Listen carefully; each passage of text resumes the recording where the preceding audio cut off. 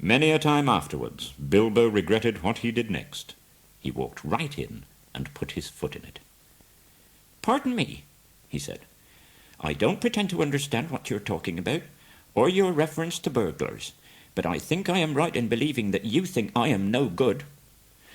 Look, I have no signs on my door. It was painted a week ago, and I am quite sure that you have come to the wrong house.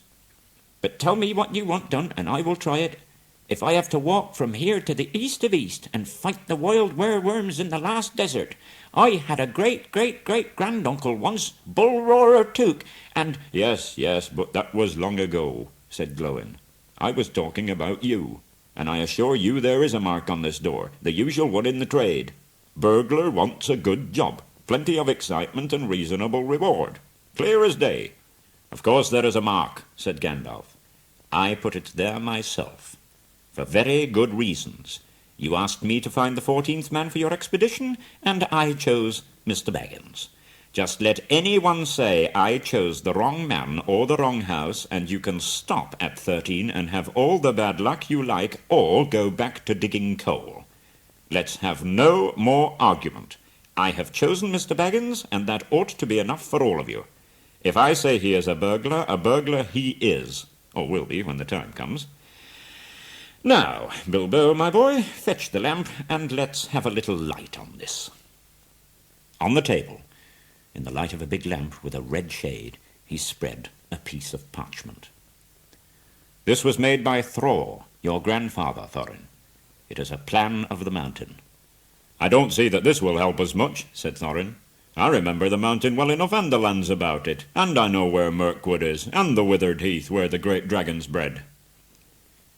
"One point you haven't noticed," said the wizard, "and that is the secret entrance.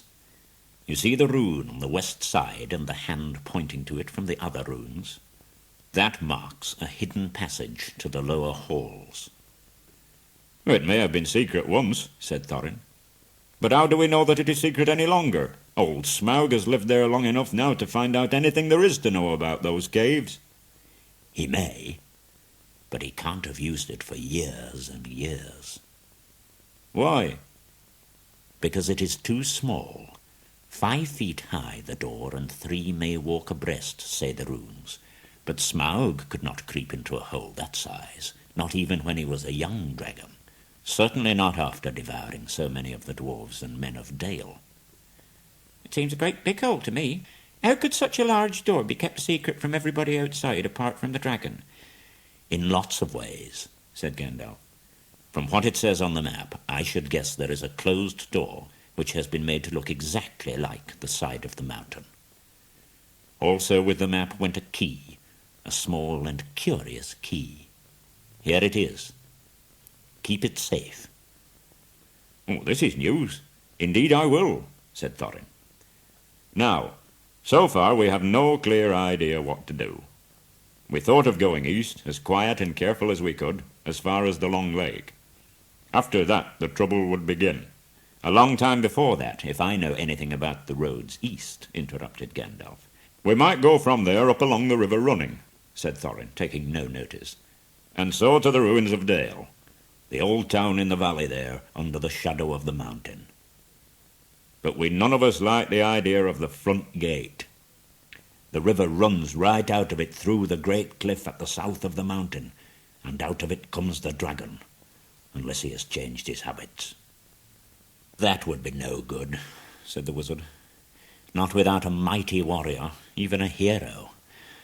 I tried to find one, but heroes are scarce, not to be found. That is why I settled on burglary, especially when I remembered the existence of a side door. And here is our little Bilbo Baggins, chosen and selected burglar. So let's get on and make some plans." "Very well, then," said Thorin. "Supposing the burglar expert gives us some ideas." "Well, first, I should like to know a bit more about things. I mean about the gold and the dragon and all that. Also, I should like to know about risks, out-of-pocket expenses, time required and remuneration and so forth." "Very well," said Thorin.